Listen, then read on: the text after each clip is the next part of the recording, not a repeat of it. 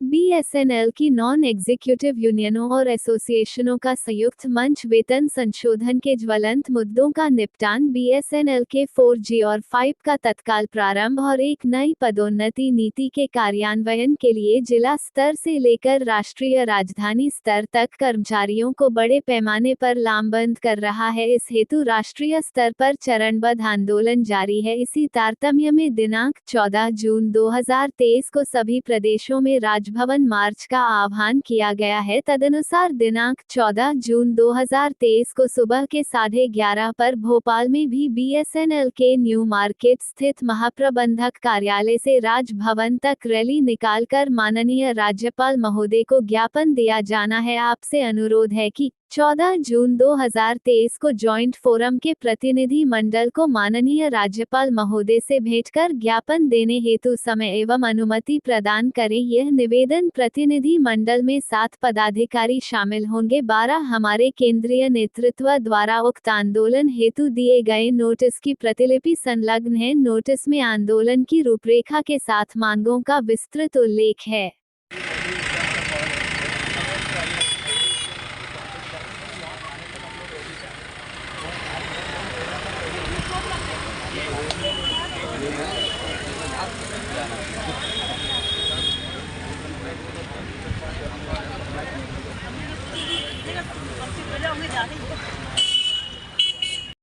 और अभी ये आ गए जिंदाबाद जिंदाबाद जिंदाबाद जिंदाबाद जिंदाबाद संघर्ष समिति जिंदाबाद जिंदाबाद संयुक्त मोर्चा जिंदाबाद जिंदाबाद जिंदाबाद जिंदाबाद जिंदाबाद हमारी एकता जिंदाबाद जिंदाबाद हमारी एकता जिंदाबाद जिंदाबाद जिंदाबाद जिंदाबाद जिंदाबाद जिंदाबाद शक्ति जिंदाबाद जिंदाबाद जिंदाबाद लाल सलाम लाल सलाम लाल सलाम लाल सलाम हमारी एकता जिंदाबाद जिंदाबाद जिंदाबाद 45 देना होगा 45 देना होगा।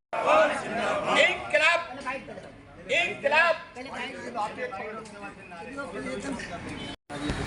सर क्या विषय है, क्या चाहते हैं? हम सबसे पहले तो हमारा जो जॉइंट फोरम बना है उसमें सभी नॉन एग्जीक्यूटिव जो यूनियंस और एसोसिएशन है वो उसमें शामिल है और सबका एक सामूहिक रूप से कॉल दिया गया है। ये जो हमारा आज का आंदोलन है ये विशेष रूप से हम जनता के हित में लड़ाई लड़ रहे हैं। मैं आपको सबसे पहले स्पष्ट करना चाहूँगा कि आप सभी शायद इस बात से विज्ञ होंगे कि जो प्राइवेट कंपनीज़ है उनके 5G तक लॉन्च हो रहे हैं मोबाइल में और हमारा 4G का भी हमें मतलब अभी तक अनुमति नहीं दी गई। 4G के लिए जो स्पेक्ट्रम की आवश्यकता होती है वो हमें अलॉट नहीं किया गया। हम आपको ये भी स्पष्ट करना चाहेंगे कि 2020 में हमारे 49,300 टावर्स हमारे पास में 3G के ऐसे टावर्स थे जिसमें मामूली खर्च करके उसमें कुछ इक्विपमेंट लगा के हम उसको पूरे देश में 4G हम प्रोवाइड कर सकते थे, लेकिन सरकार ने उसकी हमें अनुमति नहीं दी।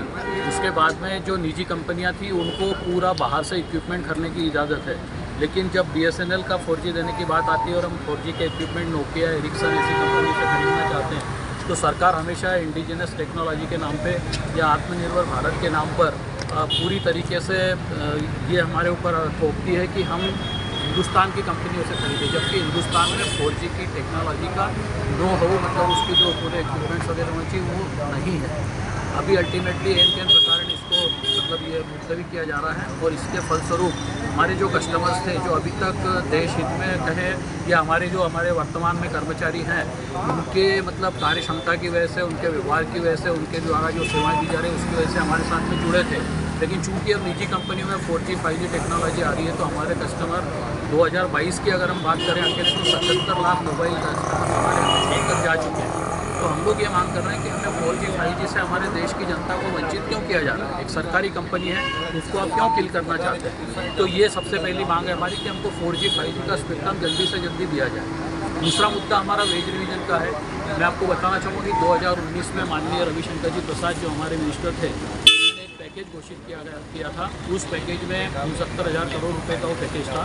उस पैकेज के अंतर्गत पूरे देश में उनको 4G लॉन्च करने का भी उसमें स्पेक्ट्रम के लिए खर्च समाहित था और उसमें एक बात और जुड़ी थी कि VRS के माध्यम से कुछ कर्मचारियों को छटनी दी जाएगी, लेकिन केवल VRS के माध्यम से 78,569 कर्मचारी अधिकारियों को VRS दे दिया गया और यहाँ से कर्मचारियों की अधिकारियों की संख्या उतनी कम हो गई है।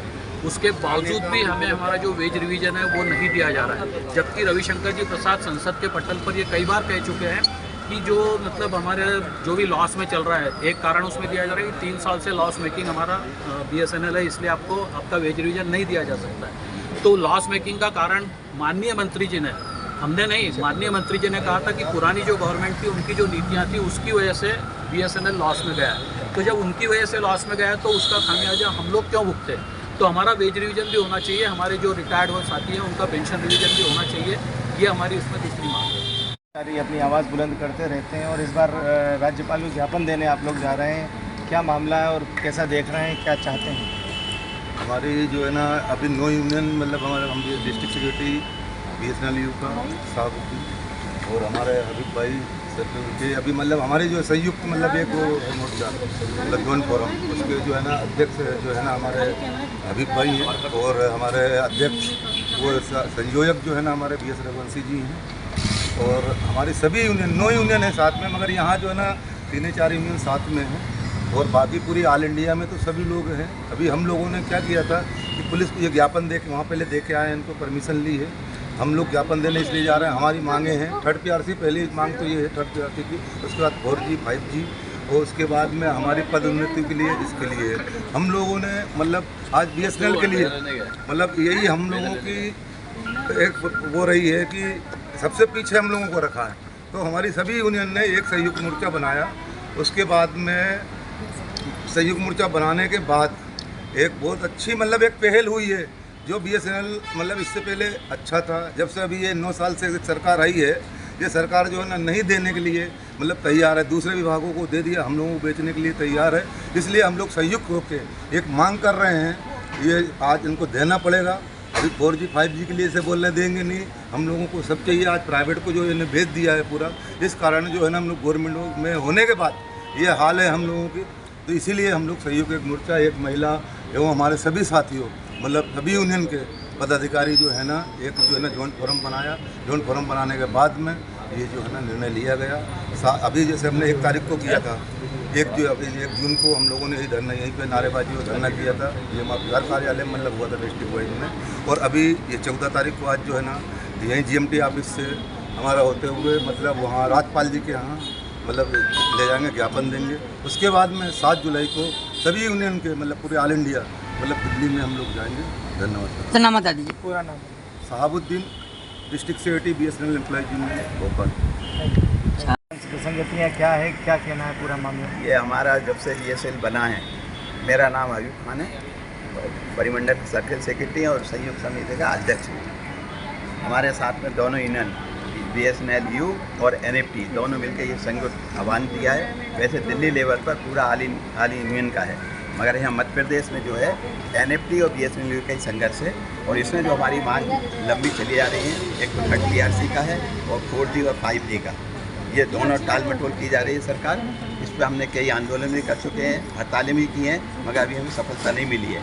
ये लास्ट है हमारा जो प्रोग्राम है यहाँ, आज राजभवन में हम लोग जाएंगे, मेमोरेंडम देंगे। इसके बाद 7 जुलाई को हमारा ऑल इंडिया लेवल पे पूरा दिल्ली में कूच करेंगे और दिल्ली में आंदोलन है। तो आज राज्यपाल जी को ज्ञापन देने कहाँ तक जाएंगे? ये हम यहाँ से TT नगर, यहाँ से रोशनपुर चौराहे से और राजभवन तक जाएंगे और वहाँ जाके 5 लोग हमारे दोनों यूनियन के साथ ही जाकर मेमोरेंडम देंगे। आगे क्या रणनीति है? आगे रणनीति हमने आपको बताया ना कि 7 जुलाई को जो है दिल्ली कूच है और पूरा ऑल इंडिया से लोग पहुँच रहे हैं, सभी यूनियन।